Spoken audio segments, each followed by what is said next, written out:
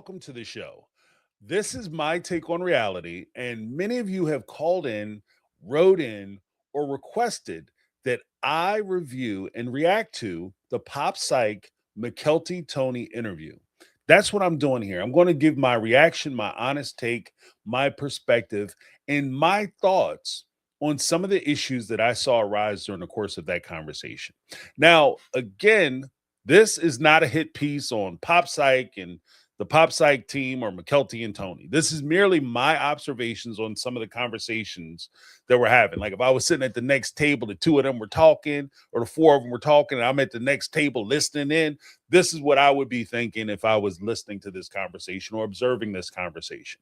So, if you guys are interested in seeing the full Pop Psyche Mykelti interview, I'm going to have the link down below, and I encourage you to watch it so that way you can get the full context of what's being said, not only from Mykelti and Tony's perspective, but also from Pop Psyche and his wife's perspective. All right, so without further ado, let's get into it. What I'm going to talk about, or what I'm going to address in this particular video, is actually 4 points. The first being Mykelti acting as though she's the bridge or the mediator for the family, trying to bring the family together, doing the good daughter thing. We're also going to talk about Meri's personality. We're going to talk about Robyn and Mykelti's relationship, as well as Kody and Mykelti's relationship. These are all issues that were covered during the course of this particular interview or this conversation. So the first thing, I'm trying to limit like how much of their content I play, just out of respect for their efforts in getting Mykelti on the show. But there was a conversation, or there was a point that was being made with regard to Mykelti being the mediator or the bridge between the family, the person who she gets along with everybody, and she's the person who can go to each individual person and bring them together as a family. We saw this actually in season 17, where Mykelti brought Kody, Robyn, their kids to Christine and I guess technically Christine and Kody's kids all together, with Janelle standing there, and they were saying goodbye. And this is something that Mykelti had insisted upon because she wanted to make sure that everybody had an opportunity to try to leave on the best note. Now, there's nothing wrong with this, and I'm not criticizing Mykelti for doing it. And I think that it's actually honorable for her to take it upon herself to try to bridge that gap between her family and try to heal some of those wounds. The one thing that I will say with this, though, when you are acting as though you're the bridge between two people, there's a difference between being the mediator, somebody who two or more parties want to come together and they have the intention, they have the desire to try to meet in the middle to resolve issues and work through problems. So you're acting as though you're acting in the part of the mediator to try to settle things down, to try to be fair, to point out like, hey, that's a little far, hey, that's a little bit much, or hey, you need to listen to what they're saying, because sometimes when people get, especially in these family dynamics, folks tend to not listen to one another. They pretty much go in with their script, their story that they want to get out, and they just have their perspective, their side, and they just want to get it out, and everybody has to acknowledge what they said. So I get that. A mediator can come in and say, okay, now that you said that, you have to listen to what they said. Now that you finished what you said, you have to listen to what they said. And that's the action of rough action of a mediator.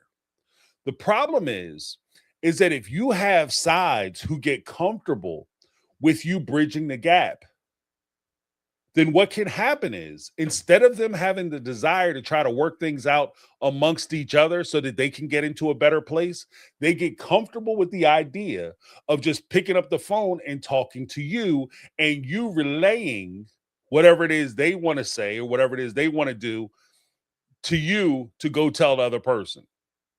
And that becomes problematic, not just because it's annoying for you, but it becomes problematic because it starts to weigh on you, because at some point, and this is not a personal shot on anybody, but at some point, people are going to start expecting loyalty, and people are going to start expecting you to start taking sides. because you're in the middle, you're seeing everything that's going on. And if I feel offended, I feel like you should be seeing what I'm offended by. And you too should say that that person is wrong. And when you're trying to play Switzerland, I'm not in the middle of nothing, I don't have anything to do with anything, then what can tend to happen is because you're not calling out the other person or saying that the other person is wrong, all of a sudden you're not on my side. And if you're not with me, you're against me. And you can actually turn people against you just by trying to be in the middle, because being in the middle is not a good place to be. You know, there's an African proverb when elephants fight, the only thing that gets hurt is the landscape.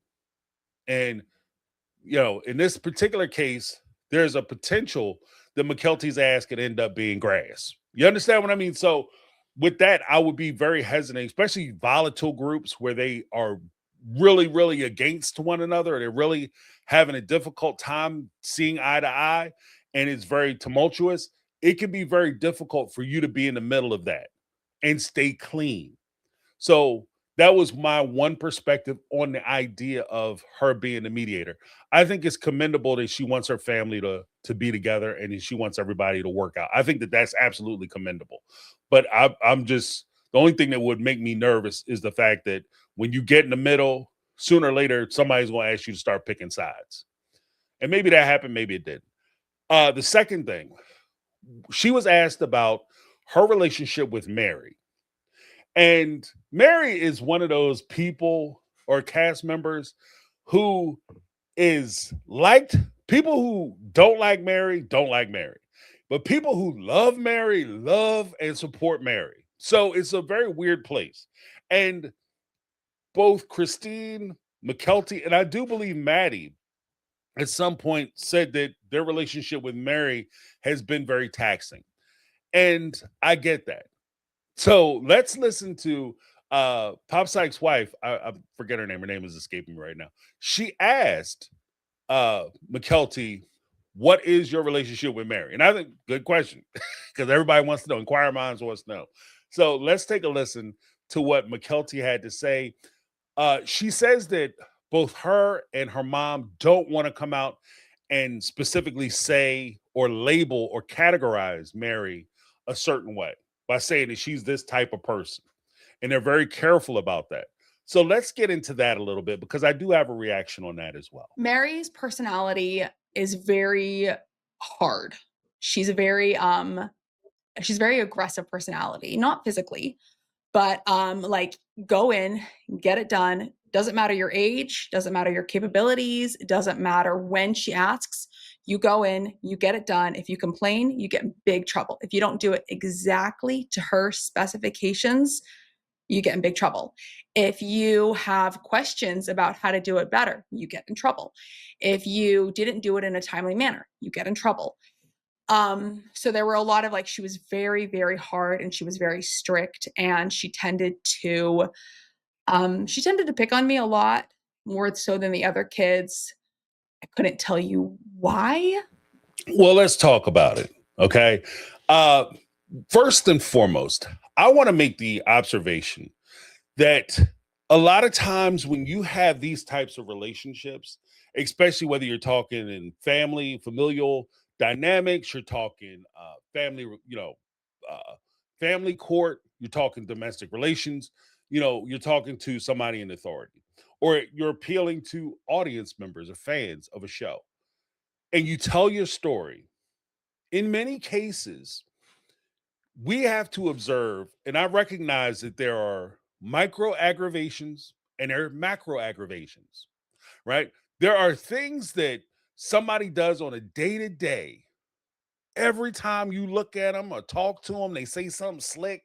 They always have some like little off key comment, or they have some kind of criticism on their lips, or they just keep cutting nasty looks at you and making you feel a certain kind of way. And they do this over the period of time, right?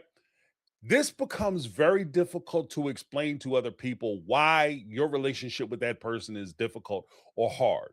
Because when you go to explain it, you tell a story, your story doesn't necessarily resonate as to why I should feel like this is an instance of mistreatment, right? As opposed to, you tell a macro story, a story where something big happens. You know, I came in, I brought in, I worked on this painting at school, this art project for weeks, and I put my heart and soul into it. And it was a picture of me and Meri, and I bring in the picture and I hand it to Meri, and I'm so excited because it's Mother's Day, and I made this for her instead of making it for my natural mom, Christine, and I was so excited about giving it to her, and I hand it to her, and she looks at it and balls it up and throws it in the trash and says that I'm a terrible artist. I need to stop wasting my time, and you're going to grow up to be a failure. That's a macro situation where you would look at that. Anybody you tell that story to would 100% say that Meri is wrong. Kind of the issues that Christine and Mykelti get into is that I can see where these personality traits and these issues might be a problem if it's a day-to-day thing and it's beating you down and wearing you down. But when you tell the story that, you know, she wants to tell you things one time, she expects you to do things right the first time. She wants things done her way. In some cases, some people would say that's the household I grew up in. My mom was a no, you know, she don't want to tell you a whole bunch of stuff a whole bunch of times. Or she wants you to do things the right way, the first time, so that you don't have to go back and do it time two, time three, time four, times five, over and over again, wasting time, wasting energy, and wasting effort. She wants you to clean the kitchen or clean the backyard or cut the grass her way. She don't want you trying to get creative with stuff. We've all seen that. In some cases, we married somebody like that. But I digress.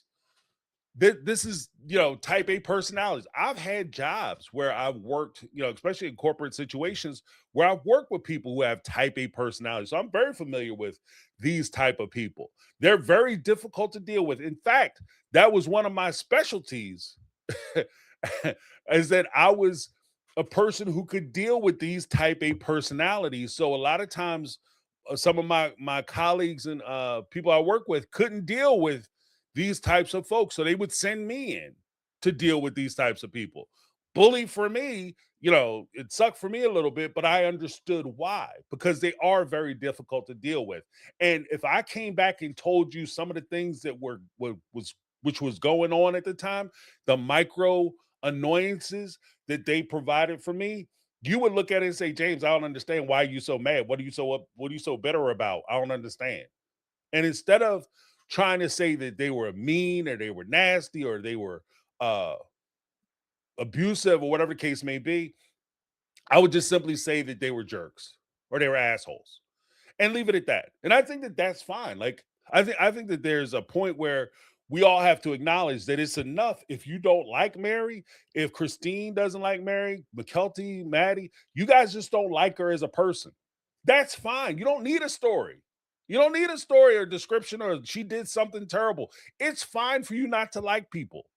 I'm making it okay for you not to like people. So I think that's part of it. But let's listen to the story that Mykelti told as to why she was having an example of why she was having a tough or rough relationship with Meri and my reaction to something she said. I'll give you a specific example because that'll probably give more context.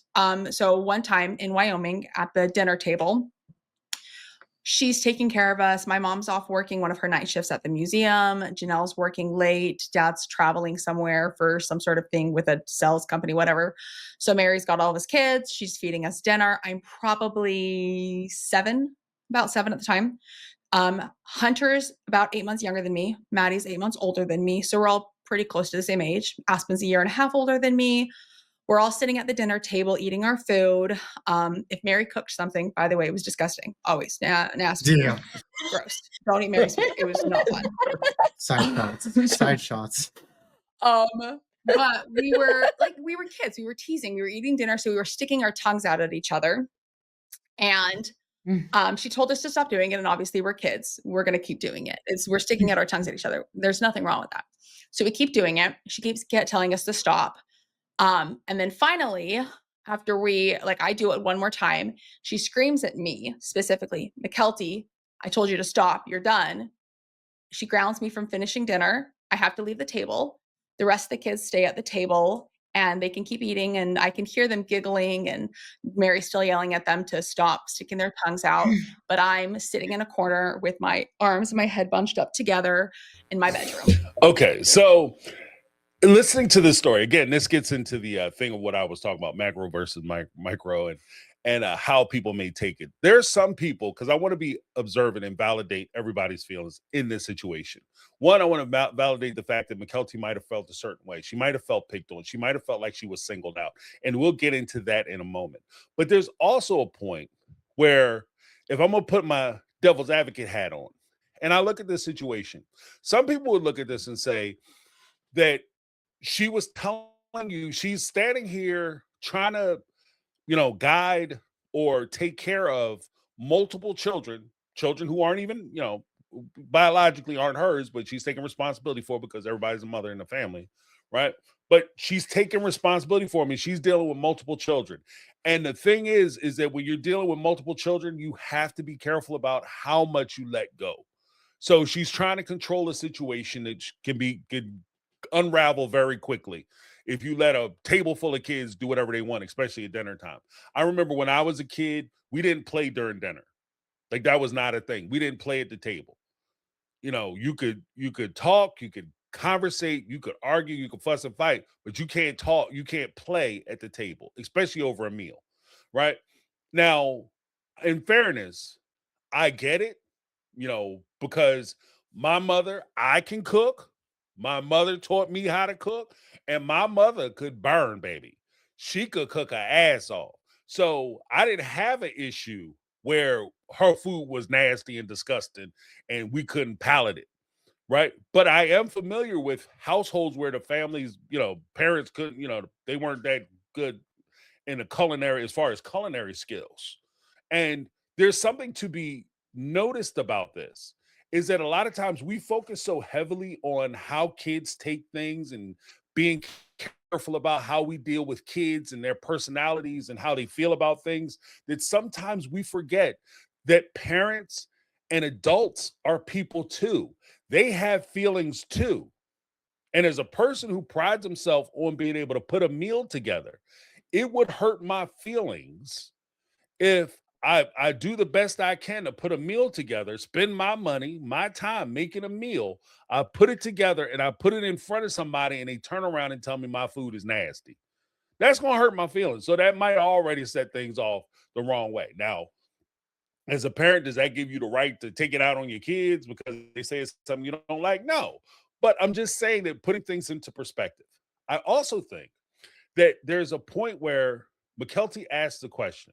These kids were all doing stuff. We were all doing the stuff together. And for some reason, I was singled out. And at that point, Pop Psyche, he gave an analysis, and I understand where he was coming from, that Mykelti is the type of person who is a bit bridge builder, kind of what we were talking about earlier. And there's some people that you realize you could pick on and they might come back and try to take care of you. I kind of take it a little bit differently. And again, I encourage you to go back and watch Pop Psyche's explanation towards this. But I kind of take it a little bit differently. And my reaction is this. Bullies, and if we take the position that Meri was wrong, and we full throat accept that premise, that Meri was wrong in this, and she singled Mykelti out, right? Mykelti didn't say anything. She didn't do anything extra. She didn't say, "Ooh, this is nasty," and threw it, and giggled and pissed Meri off, and Meri told her to go away from the table. None of that happened. It was just she singled out Mykelti because for some reason she didn't like Mykelti. I think that it has to be observed that if we're accepting that and we take it to the form of Meri bullying her, the one true thing I've always discovered and always known about bullies for the most part, they say bullies are all cowards. What makes them cowardly is the fact that they pick on people that they can pick on. And more importantly, they pick on people they can get away with picking on. It doesn't do you any good to be the big tough guy on the block, the big bully on the block, and you pick on a smaller child, and his older brother or cousins, or in some cases his sister, is down the street and she's cleaning dudes out. Okay, it doesn't do you any good to pick on that kid, because when he go back and tell his family, you got your whole porch full of people who trying to whip your ass. So you typically find that bullies will pick on people, not only people that they can bully and dominate because of a power dynamic, but pick on people they can get away with picking on. And I asked the question because I watched the show and I watched from season one. I've done, recaps and reactions from season one, episode one, all the way through to present day. And one of the things that I noticed early on is that Mykelti was always kind of a rebellious child. And that's how like we talk about the horse incident where Maddie told her don't get on the horse, and she got on the horse anyway, fell off the horse because she was a rebellious child. It is what it is. And there is something special and something which can be singles a child out if they have independent thought and they think for themselves. What do I mean by that? What I mean by that is Mykelti was a child who not only was rebellious because of getting on a horse, or she was instructed to not wear certain clothing items. And I'll be honest, Mykelti, if you're watching this, the shirt that you were wearing at the time, everybody was flipping out about you wearing the shirt. I didn't think it was that bad. Right? Looking back, I didn't think it was that bad. Oh well. But again, this is them just dealing with you in their culture, in the way they approach things.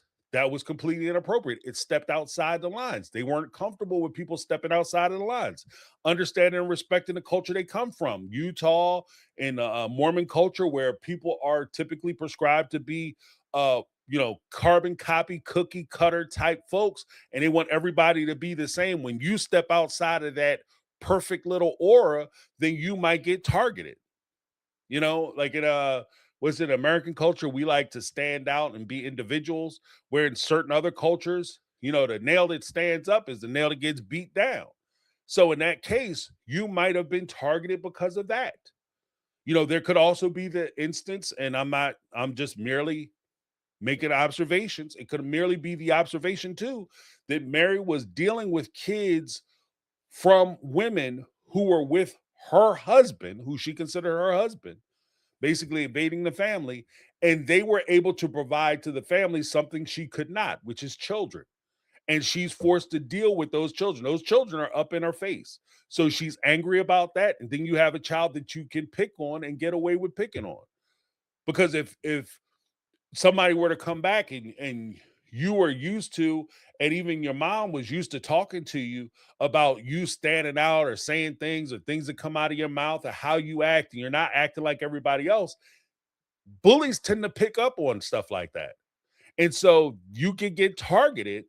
And I'm not trying to blame Christine, but you can get targeted because they don't see that you have a support system, and they can get away with picking on you.